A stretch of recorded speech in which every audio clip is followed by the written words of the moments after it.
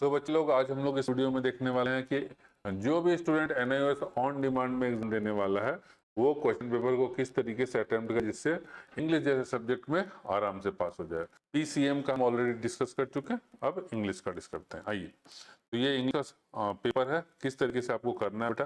सबसे पहले कि क्या करना है कि पास हो गए। देखो, इंग्लिश लैंग्वेज पेपर है तो क्या करना है, तुम्हें बुक की रीडिंग मारनी है।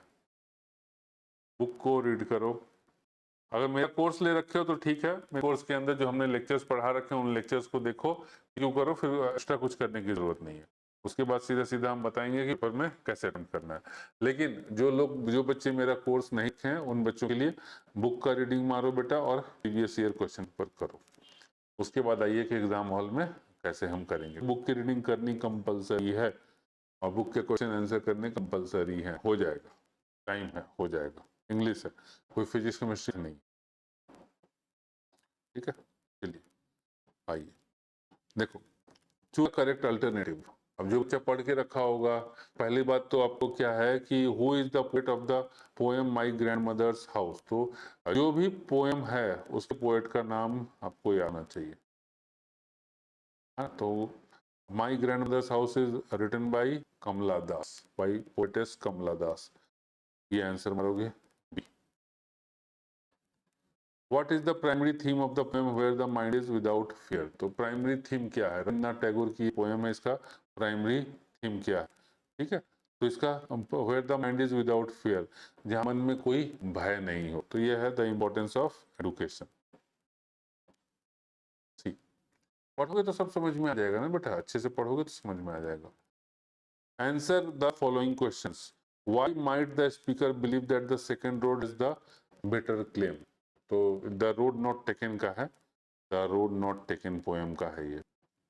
तो कह रहा है क्या कि जो नॉट टेकन, कि जो पोएट है उसको ऐसा क्यों लग रहा है कि हम ये वाले रास्ते पे जा रहे हैं तो गलत कर रहे हैं, दूसरा वाला जाएंगे तो हम करेंगे। तो इसका सबसे बेस्ट एग्जांपल है, जब बहुत सारे बच्चे जेई का एग्जाम देते हैं, है ना, और जब जेई नहीं निकलता है, ठीक है, मान लो कि बेटा वो उसमें अलेन कोचिंग में है, और जब वो, ठीक है, एलियन कोचिंग, LIEN, है ना, जेई का एग्जाम देने के लिए वो एलियन कोचिंग में गया, एलियन में गया, तो ये एलियन कोचिंग में गया।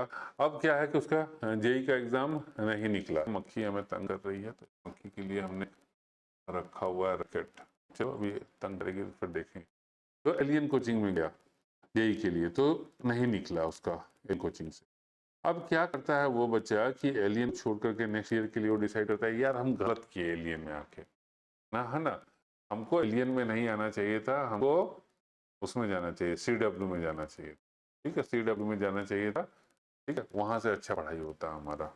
तो वो क्या करता है, उसको लगता क्या है कि हम जो कर रहे हैं वो गलत, ये वाला नहीं, हम वो वाला किए होते तो पास कर जाते। तो उसी तरीके से हमारा ये पोएम का भी हालत है कि जिस रास्ते पे चल रहा है ना, लग रहा है कि यार बेकार है, हमने गलत चूज कर लिया। तो वो पढ़ोगे कहानी तो समझ में आ जाएगा। What is purpose of the peasants buzzing the name the God. तो ये जो है, ये कहाँ, ये है ये किस पोएम का है बेटा, जहाँ पर बिच्छू डस लेता है। उस पोएम का नाम क्या है, काफी दिन हो गए पढ़े हुए। बिच्छू डस लेता है यार, वो समझ में नहीं आ रहा, याद नहीं आ रहा। ठीक है, तो उस पोएम का है कि जहाँ पे जो पोएट है उसकी माता जी को बिच्छू डंक मार देता है। तो कह रहा है कि भैया गांव वाले जो किसान है, गांव के किसान है, वो गॉड का नाम क्यों ले रहे हैं, भगवान का नाम इसलिए ले रहे हैं ताकि बिच्छू का जहर माता जी के शरीर में ऊपर न चढ़े। Why does the mind is without fear suggest about the state of mind in the idea or ideal word described? तो ठीक है, तो इसको ये सब इसलिए कहें कि PYQ जरूरी है करना। PYQ करिएगा तो आप क्लियर रहिएगा इन सब चीजों। चलिए next, read the text carefully and identify the true and false statement. तो इन सबको पढ़ो और फिर ट्रू एंड फॉल्स बताओ, 3 है। ठीक है, तो देख करके इसका आंसर कर दो कि ट्रू एंड फॉल्स कौन सा है। ठीक, देखो जब तक प्रैक्टिस नहीं करोगे ना बेटा नहीं होगा। चलिए, match the column in reference to I must know the truth. तो कॉलम 1 का मैच कर, इसका मैच करना है इससे, और किससे, और कौन से चैप्टर से, तो must know the truth, Anuradha वाला चैप्टर से।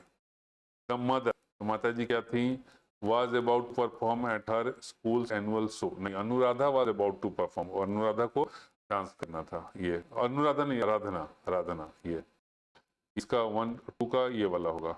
Expressed her deep love and commitment to her daughter, है ना, तो मदर जो है डॉटर को करेगी।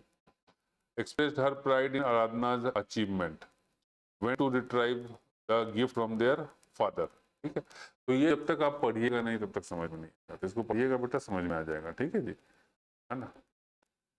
अब ये चीज देखो, कम से कम इतना पता होना चाहिए ना कि भाई यहाँ लिखा है expressed her deep love and commitment to her daughter, तो यहाँ पर बेटी कौन है, किसकी बेटी हो सकती है, माँ की बेटी हो सकती है, तो इतना मिलाओ बेटा, है ना। इसमें पढ़ने वाली जरूरत नहीं है, इसमें यहाँ पर लॉजिक की जरूरत है कि माँ की बेटी होगी, ये वाला होगा। बाकी तो ठीक है, नहीं आता नहीं आता पता है, अलग बात है, लेकिन माँ की बेटी होगी, ये वाला answer. What does the choose the correct alternatives? What does Zerand claim in his bag? Zerand ने क्या कहा, ठीक है, हाँ, कि बैग में क्या है, तो बताना है आपको। What helped Ved to adjust to his blindness? वेद को ब्लाइंडनेस में एडजस्ट करने के लिए कैसे एडजस्ट किया, ये सब देखिए। जब तक नहीं पढ़िएगा ना बेटा, पढ़ोगे ना, बुकवा पढ़ोगे ना, बुक बुक बुक, तो बुक पढ़ोगे, एक बार रिवाइज मारोगे, फिर आंसर कर पाओगे। हम ये नहीं कह रहे हैं कि सबका आंसर कर लोगे, लेकिन ये सब तो यार एमसीक्यू वाले कर ही लोगे ना, इन सबका आंसर। हमको भी ना इसको 2 साल हो गया लगभग पढ़े, 2 इयर्स, हम भी थोड़ा भूल गए हैं इंग्लिश वाला। ये section B non prescribed text, ठीक है। अब ये वाला देखो, वेद वाला क्या होगा, what helped Ved to adjust his blindness, कैसे एडजस्ट किया था। His other sense become more acute, he regained partial sight, नहीं। he learned to read braille immediately, नहीं। he had a personal tutor, नहीं। उसके बाकी सेंसेस काम करने लग गए थे, ये वाला आंसर हो। अब ये वाला याद नहीं आ रहा, what does Gerard claim in his bag, अब इसमें क्या था ये याद नहीं आ रहा, ठीक है बेटा। 2 साल हो गया बेटा, कितना पढ़ेंगे, अभी पीसीएम पे फोकस करना है हमारा, मेन ये वाला है पीसीएम के ऊपर, और अप्रैल से सिलेबस भी चेंज हो रहा है, अप्रैल 2026 से, तो उसको नया सिलेबस को ध्यान देंगे, उसको पढ़ाएंगे। चलो, तो ये जो है नॉन प्रिस्क्राइब्ड टेस्ट, इसको पढ़ना है, सही से पढ़ना है। जब तक प्रैक्टिस नहीं करेंगे, इसको पढ़ के इन क्वेश्चंस को आंसर करना, 6 एंड 7 को, तो पढ़ करके आंसर करेंगे आप। तो ऐसा है कि अगर प्रैक्टिस रहेगा, ठीक है, पीवाईक्यू किए रहोगे, प्रैक्टिस रहेगा, तो कर पाओगे।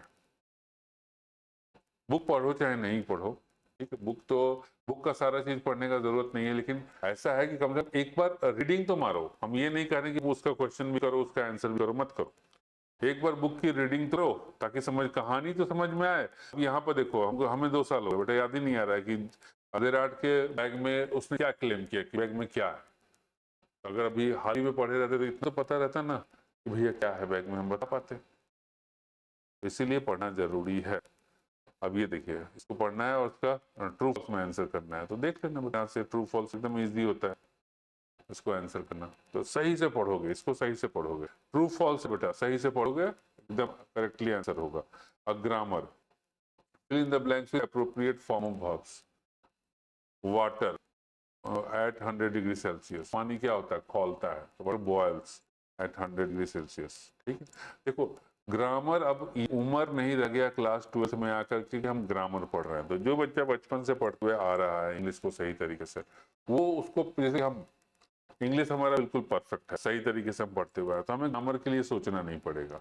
हम ये भी कह रहे हैं कि 100% परफेक्ट, 100% परफेक्ट नहीं, क्योंकि लैंग्वेज हमारा सब्जेक्ट नहीं ना है, पीसीएम वाले हैं, मतलब पीसीएम वाले तो अब हो गए हैं, हम कॉमर्स वाले स्टूडेंट हैं, तो बेटा 100% परफेक्ट नहीं, लेकिन आओ अगर खाली ग्रामर का पेपर रहा तो 100 में 90+ आएगा, खाली ग्रामर पूछेगा तब भी, इतना परफेक्शन है हमारे पास। The painter painted the house 2 days, painter the house for 2 days, तो क्या पेंटर ने पेंटिंग करी हाउस को 2 दिन तक, है ना। तो painter painted the house for 2 days।